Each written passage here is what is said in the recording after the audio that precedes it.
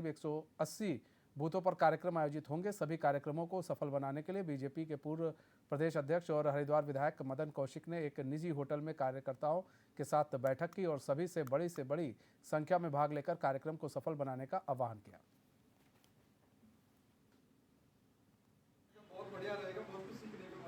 आज हमने जो हमारे 180 बूथ पर कार्यक्रम होने हैं शहर के, तो वहाँ से लगभग हमारे जो कार्यक्रम कराने वाले 180 कार्यकर्ता यह बैठक हुई और ये बड़ी तैयारी बैठक हमारे तीनों मंडल अध्यक्षों ने यहाँ की है। और इसके माध्यम से कल हरिद्वार विधानसभा के हर बूथ पर एक व्रत कार्यक्रम होगा, तो इसकी तैयारी बैठक हम लोगों ने की है। और मैं समझता हूँ कि पूरे देश में ऐसी विधानसभा हरिद्वार विधानसभा हम लोग बनाएंगे जिस पर 100% कार्यक्रम होगा और वो कार्यक्रम एक संख्या की दृष्टि से भी बड़ा। ये मेरा वाला है ना। तो करीब 180 बूथों पर कार्यक्रमों का आयोजन किया जाएगा। हरिद्वार में इस कार्यक्रम को सफल बनाने के लिए आह्वान किया गया है कि भाई ज़्यादा से ज़्यादा लोग पहुँचे, मन की बात कार्यक्रम को सुने और इसे सफल बनाएं। इसको लेकर बीजेपी पूरी तैयारी कर रही है और ज़्यादा से ज़्यादा लोगों को बोल रही है कि आप आइए और मन की बात कार्यक्रमों को सुनिए, हमारे साथ जुड़िए। और इसको लेकर एक बाकायदा खाका तैयार किया गया हो, चाहे हरिद्वार हो,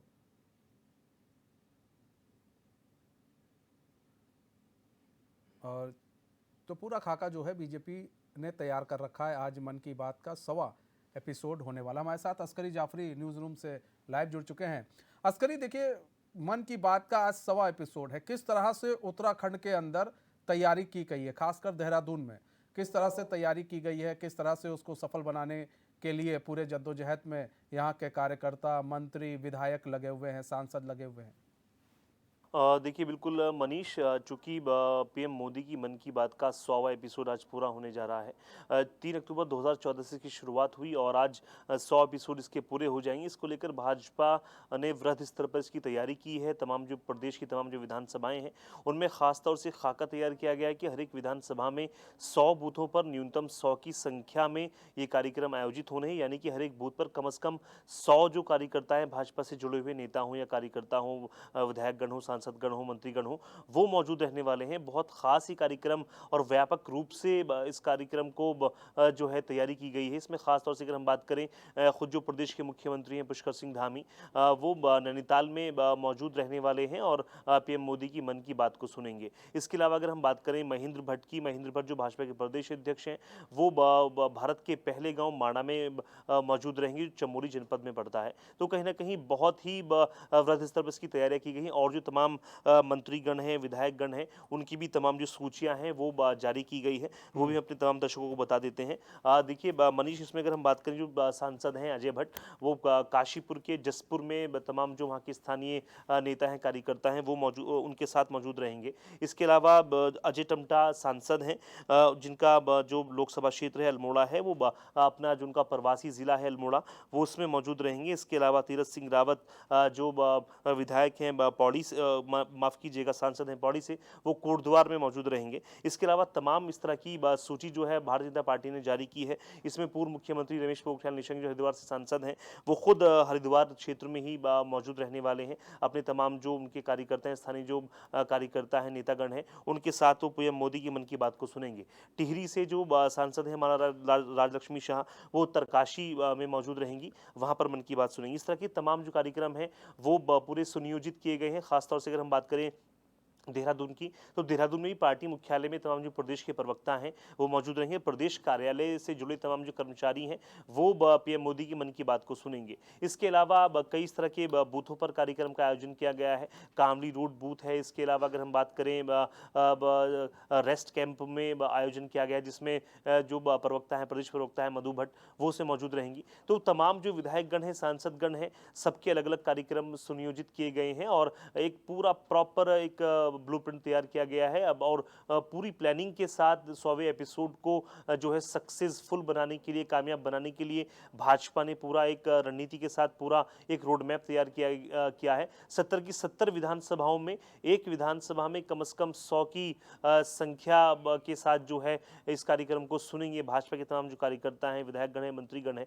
तो कहीं ना कहीं एक ऐतिहासिक दिन है भारतीय जनता पार्टी के लिए, क्योंकि जिस विजन के साथ प्रधानमंत्री नरेंद्र मोदी ने इस इनिशिएट की शुरुआत की थी 3 अक्टूबर 2014 को, जिसका आज 100वां एपिसोड पूरा होने जा रहा है। अगर हम बात करें मनीष, जो IIM रोहतक संस्थान है उसकी स्टडी के मुताबिक अगर हम बात करें तो देश भर में कम से कम एक बार 100 करोड़ लोगों ने PM मोदी की मन की बात को सुना है। इसके अलावा 23 करोड़ लोग देश भर में ऐसे हैं जो नियमित रूप से PM मोदी की मन की बात को सुनते हैं, जो अपने आप में दर्शाता है कि वाकई PM मोदी की मन की बात का जो कार्यक्रम है देश भर में कहीं ना कहीं कामयाब हो रहा है। इसके अलावा इसकी कामयाबी का एक और नज़ीर हमें देखने को मिलती है।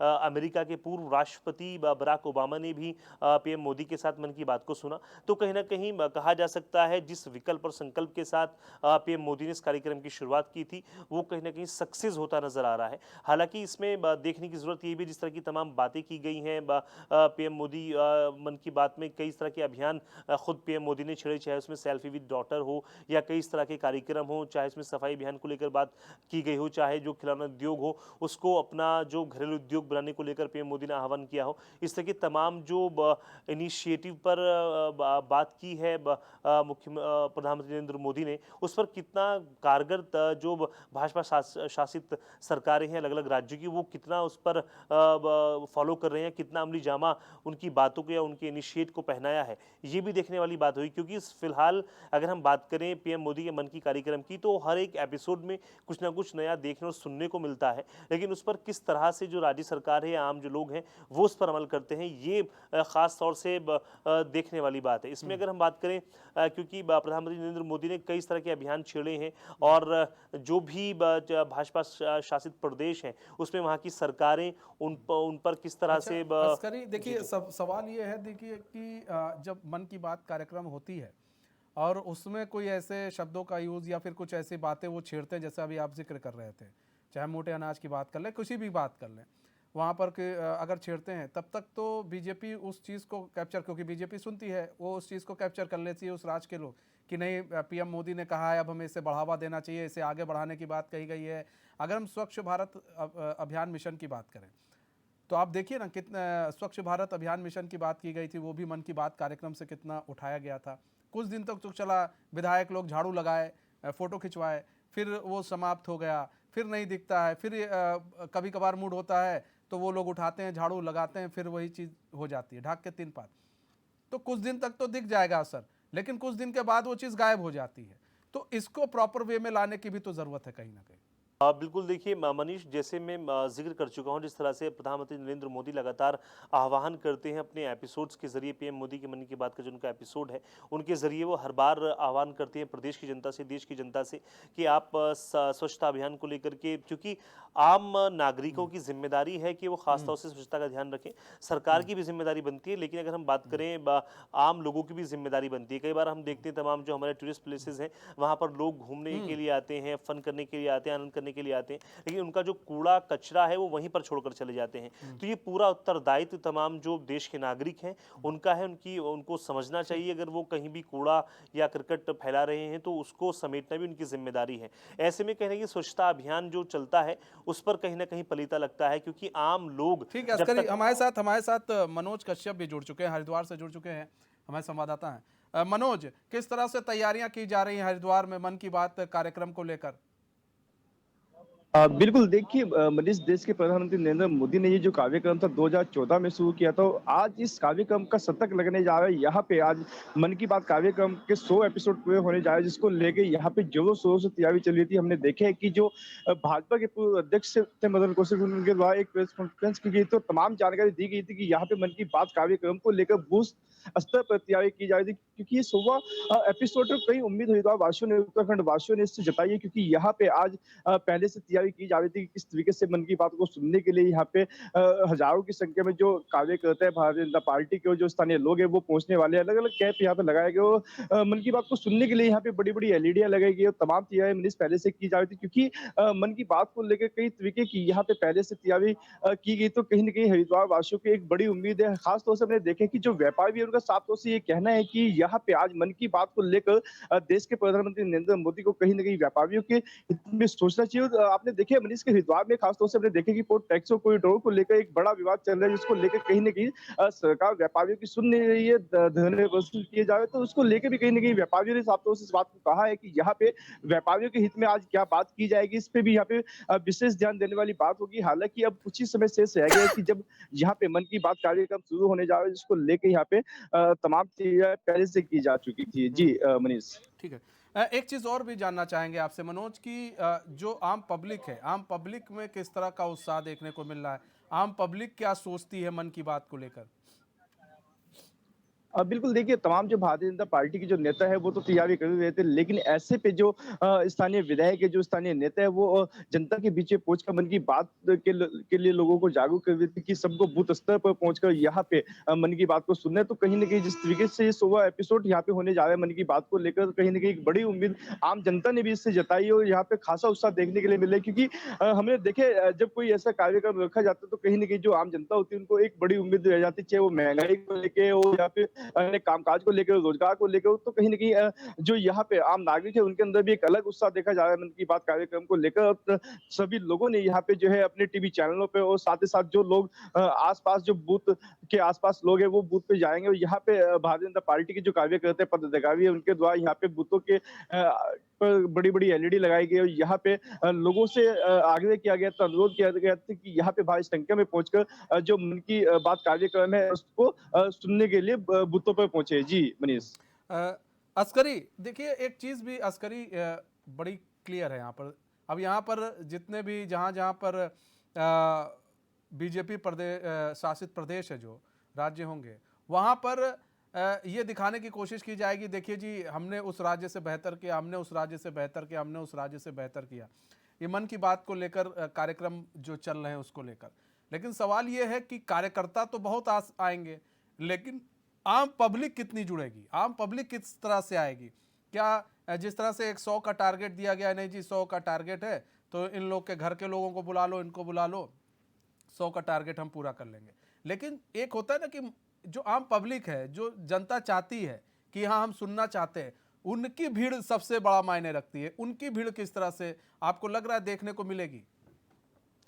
देखिए मनीष, अगर हम बात करें भारतीय जनता पार्टी की, तो भारतीय जनता पार्टी इस बात में पूरी सक्षम है और पेटेंट है। जिस तरह से अगर हम बात करें पीएम मोदी के मन की बात का जो आज 100वां एपिसोड है, जिस तरह से अभियान चलाया गया है, इसको इवेंट के रूप में बनाना भाजपा को बहुत अच्छे तरीके से आता है। प्रदेश भर में जिस तरह से तमाम जो विधानसभा उत्तराखंड की अगर हम बात करें, 17 विधानसभाओं पर एक खाका तैयार किया गया है, जो अपने आप में मजबूत खाका है कि आप कम से कम हर एक विधानसभा में 100 बूथों पर कम से कम 100 की संख्याओं के साथ जो है इस कार्यक्रम को सुनेंगे। तो आप समझ सकते हैं इसमें तमाम जो आम लोग हैं वो भी शामिल रहेंगे। हर एक समुदाय को इसमें शामिल किया गया है, अल्पसंख्यक समुदाय को भी इसमें जिम्मेदारी दी गई है। तो कहीं ना कहीं आम लोगों से भी कनेक्ट होने का पूरा प्रयास भाजपा का रहेगा, और इसमें कहीं ना कहीं साबित भी होती है, क्योंकि किसी भी अभियान को इवेंट बनाने के लिए एक खास रणनीति के साथ जो है भाजपा हमेशा से काम करती आई है। आप चाहे किसी भी अभियान को की बात कर लें, हमेशा जो है भाजपा उसमें हिट नजर आएगी। अगर हम बात करें कांग्रेस की तुलना में, तो भाजपा किसी भी अभियान को इवेंट बनाने में पूरी कोशिश करती है, पुरजोर कोशिश करती है, चाहे उसमें पीएम मोदी के मन की बात का 100वां एपिसोड ही क्यों ना हो। इसको लेकर के पूरा एक ब्लूप्रिंट तैयार किया गया है। प्रदेश के तमाम जो विधायकगण हैं, सांसदगण हैं, मंत्रीगण हैं, पूर्व मंत्री हैं, उन तक को जिम्मेदारी दी गई है कि आप अपने अपने क्षेत्रों में, विधानसभा क्षेत्रों में, या जो आपके प्रवासी जिले हैं वहां पर आपका पूरा फोकस रहना चाहिए। तमाम जो आम लोग हैं, विभिन्न समुदाय हैं, उनके साथ बैठकर, चाहे उसमें अगर हम बात करें श्रमिकों के साथ बैठकर या बुनकरों के साथ बैठकर, आप पीएम मोदी के मन की बात को सुनेंगे। जिस तरह से जिम्मेदारी भी अलग अलग नेताओं को दी गई है, तो इसमें आम लोगों से भी कनेक्ट हो सकेंगे भाजपा के तमाम जो नेतागण हैं, और कहीं ना कहीं पीएम मोदी की मन की बात का जो 100वां एपिसोड है वो भी कामयाब होगा। लेकिन अगर हम बात करें उनको बुला तो लिया जाता है इस तरह के कार्यक्रमों में, लेकिन उनके उनके जब भले की बात आती है या उनके जब काम की बात आती है तो यही नेता पीछे हटते दिखाई देते हैं, क्योंकि किसी ना किसी तरीके से अपने राजनीतिक प्रोपेगेंडे से या अपने जो उनका पॉलिटिकल एजेंडा रहता है या पॉलिटिकल स्टंट रहता है उसको अपना करके वो तमाम जो आम लोग हैं उनको बुला लेते हैं इस तरह के कार्यक्रमों में। लेकिन खास बात यह है कि जब उनका कोई रोजमर्रा की जिंदगी से जुड़ा काम आता है तो वो कहीं ना कहीं इस तरह के जो नेता हैं वो पीछे हट जाते हैं।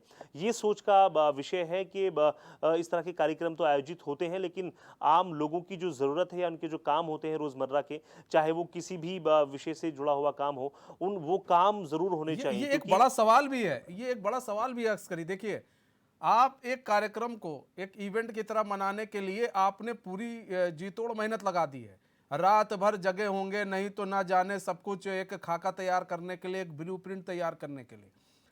देश में ऐसे कई काम हैं जो नहीं हो रहे हैं, और अगर वो काम इसी तरह बूथ स्तर पर अगर ऑर्गेनाइज किए जाएं तो ज़रूरत ही नहीं पड़ेगी किसी को, वो काम बड़े आसानी से हो जाएगा, जनता तक बात, जनता की बात पहुंच जाएगी। आज विधायक, सांसद, मंत्री आज आपको अपने अपने क्षेत्र में दिखेंगे, यही विधायक सांसद दिखते नहीं है अपने अपने क्षेत्र में। जनता परेशान रहती है कि भाई विधायक साहब दिखते नहीं है, सांसद साहब दिखे नहीं, आज दिख रहे हैं क्योंकि आज मन की बात कार्यक्रम में एक इवेंट है, इवेंट में सब लोग पहुंच जाएंगे, मंत्री भी पहुंच जाएंगे, सांसद भी पहुंच जाएंगे, विधायक भी पहुंच जाएंगे। लेकिन अगर इसी इवेंट और इसी पूरे मैनेजमेंट को सही तरीके से अगर इसी तरह किया जाए, साल में नहीं 3-4 बार करेंगे तो जनता की जितनी समस्याएं सब हल हो जाए। बिल्कुल मनीष, इसमें कोई शक नहीं है, इस तरह के जो इनिशिएट हैं, इस तरह के जो संकल्प हैं वो होते रहने चाहिए। लेकिन इसमें खास बात ये, सिर्फ इसमें बातें नहीं होनी चाहिए। जिस तरह से अगर हम बात करें कि कई तरह के वादे किए जाते हैं, कई तरह के अभियान छेड़े जाते हैं, उन अभियानों को सफलतापूर्वक जो है अंजाम भी देना चाहिए। तमाम तरह के अभियान भी भाजपा ने इसको लेकर के छेड़े हैं, चाहे उसमें सेल्फी विद डॉटर हो, स्वच्छता अभियान हो, इस तरह के तमाम जो अभियान हैं वो भाजपा ने छेड़े हैं। वो कितने सफल साबित हुए, कितने कारगर साबित हुए और आम लोगों ने क्या सीख इन कार्यक्रमों से ली है, ये खास बात होती है। अपनी जो रोजमर्रा की जिंदगी है, अपनी जिंदगियों में आम लोगों ने इस तरह के तमाम जो कार्यक्रम है उनसे क्या सीख लिया और किस उद्देश्य के साथ लोग वहां पर जाते हैं, और वहां पर सुनने के बाद पीएम मोदी की मन की बात को वो अपनी जिंदगी में किस तरह से इन तमाम बातों पर अमल करते हैं, ये खास बात होती है। ना कि सिर्फ फॉर्मेलिटी के रूप में वहां पर बैठना और सुनना, ये किसी भी समस्या का हल नहीं है। अगर देश के प्रधानमंत्री नरेंद्र मोदी कोई बात कह रहे हैं तो उस पर अमल भी करना जरूरी है। आम लोगों की जिम्मेदारी बनती है स्वच्छता अभियान को लेकर वो जागरूक हो, चाहे किसी भी तरह का जो व्यक्ति विशेष से जुड़ा कोई कार्यक्रम हो या फिर समुदाय विशेष से जुड़ा कोई बात कही हो प्रधानमंत्री नरेंद्र मोदी ने, उस पर अमल करने की जरूरत है। ये आम लोगों की भी जिम्मेदारी बन जाती है मनीष, कि आम लोग भी बढ़ चढ़कर अपनी पूरी जो जिम्मेदारी है, जो उत्तरदायित्व है, उनका निर्वहन करें, और आम लोग ही जो है किसी भी देश को परवान चढ़ाने में जो है पूरा सहयोग करते हैं। जो नागरिक होते हैं, आप बने रहिए अस्करी, बने रहिए। किशोर उपाध्याय जुड़ चुके हैं, विधायक हैं। किशोर उपाध्याय जी, स्वागत है एचएन में आपका। किशोर उपाध्याय जी, आज 100वां एपिसोड है मन की बात का पीएम मोदी के, किस तरह से देख रहे हैं आप लोग? किशोर उपाध्याय जी, क्या आपको हमारी आवाज आ रही है? ठीक है, लगता है हमारा संपर्क टूट गया है। हाँ अस्करी जाफरी, अपनी बात पूरी करें।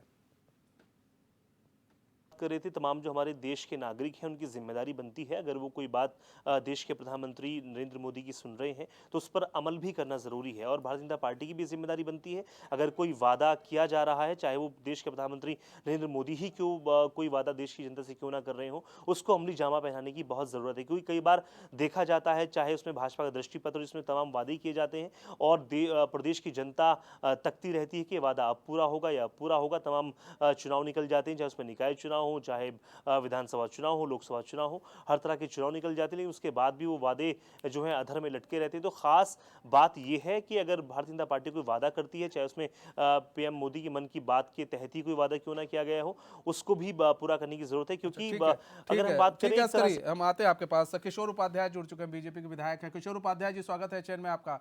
किशोर उपाध्याय जी, मन की बात का आज 100वां एपिसोड है, किस तरह से पूरे एपिसोड को आप लोग देख रहे हो, किस तरह से पूरे एपिसोड को जनता तक पहुंचाने की तैयारी है आप लोग की?